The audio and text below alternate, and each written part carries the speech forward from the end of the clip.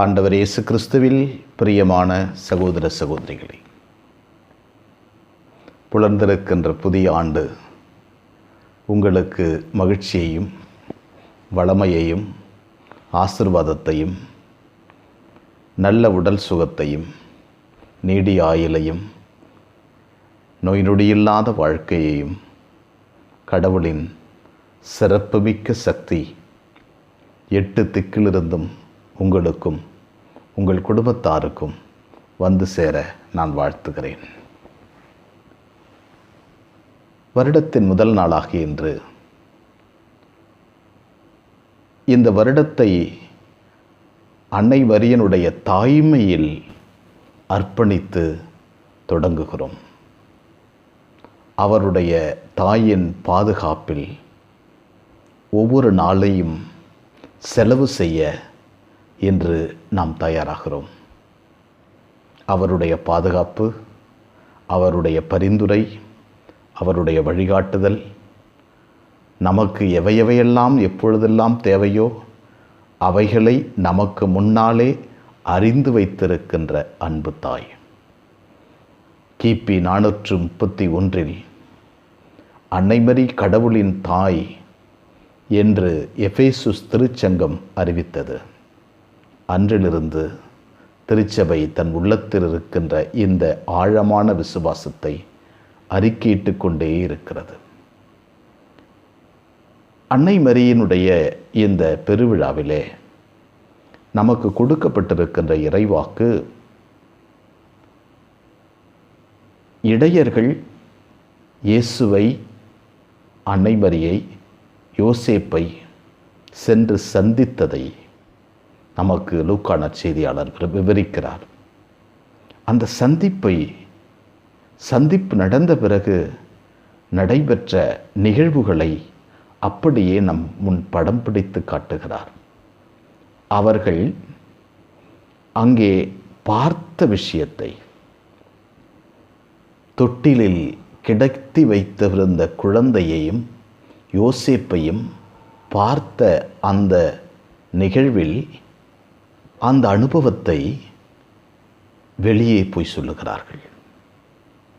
திருத்தூதர்களாக அவர்கள் மாறுகிறார்கள். தங்கள் செய்தியை போய் சொல்லுகிறார்கள். சொன்னபோது முதலில் கடவுளை பார்த்து அனுபவித்து அந்த உணர்வை வெளியே போய் சொன்னபோது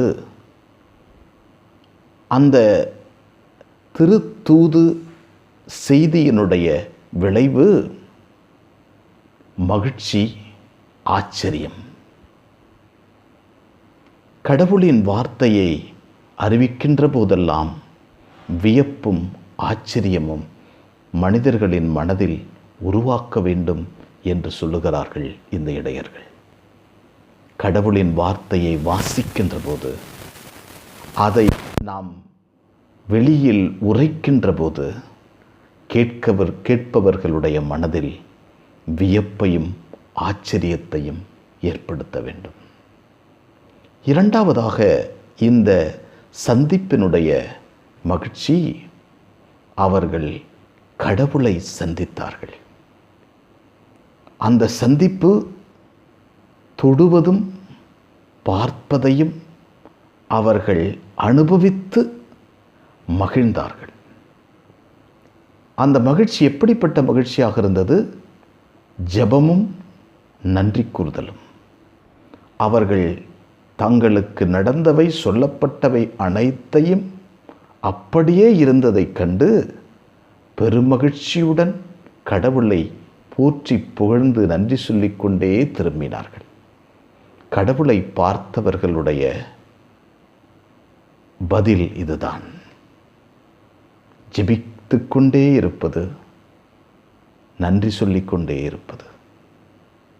எனவேதான் பவுலடிகளார் சொல்லுகின்ற போது, எந்நேரமும் ஜெபியுங்கள், எதற்கெடுத்தாலும் நன்றி சொல்லுங்கள்.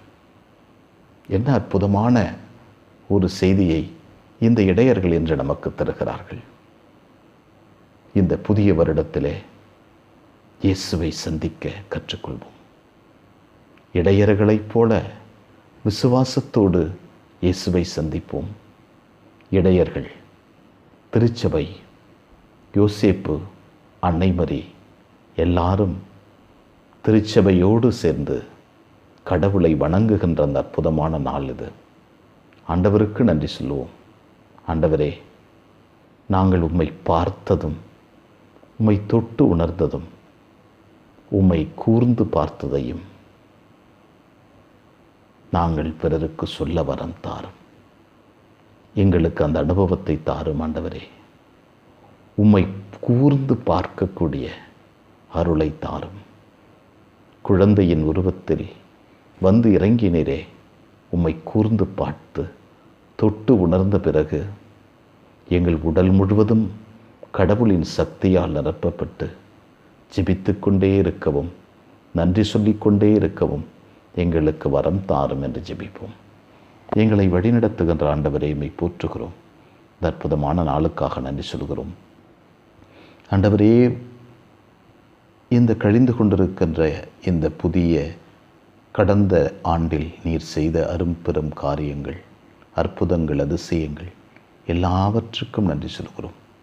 புலரப்போகின்ற இந்த புதிய ஆண்டில் ஆண்டவரே, இந்த புதிய ஆண்டில் அன்னை மரியனுடைய தலைமையில், தாய்மையில் நாங்கள் எங்கள் வாழ்வையும், எங்கள் குடும்பத்தையும், எங்கள் திருச்சபையையும் அர்ப்பணிக்கிறோம்.